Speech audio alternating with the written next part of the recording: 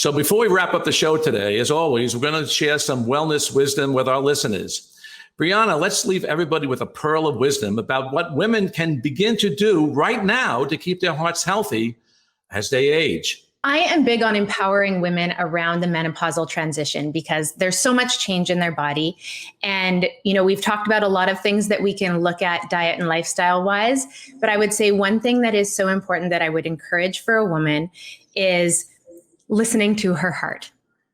And if there is any sort of incongruency within her heart when she closes her eyes at night, if anything is, pressing heavy on her heart or on her mind or on her spirit, I would really encourage her to listen to that.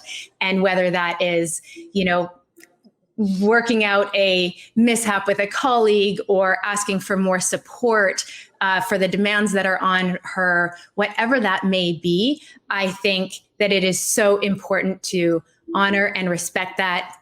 And during this time when we're making a lot of, diet and lifestyle changes, truly try your best to listen to your heart and be in a place of congruency with that, because I think that is another piece of heart disease that, as you've written about even in your books, is so important, right? And so through menopausal symptoms, through, heart disease, through just being in this world, ask for what you need and listen to your heart and try and be in a space of centeredness and peace around that as much as very, very well said. In fact, when a woman does not listen to her heart, or if the woman has a disconnect between what's going on here and what's going on here, she can invite heart disease into her life.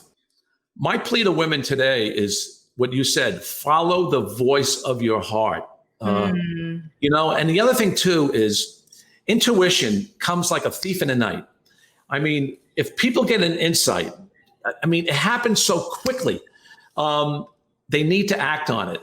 And if they act on it, 99% of the time, it's going to be the truth, But if they're in battle with their intuition, or if they're in a struggle with their intuitive thoughts, that to me is betrayal of the heart, because intuition is always the truth.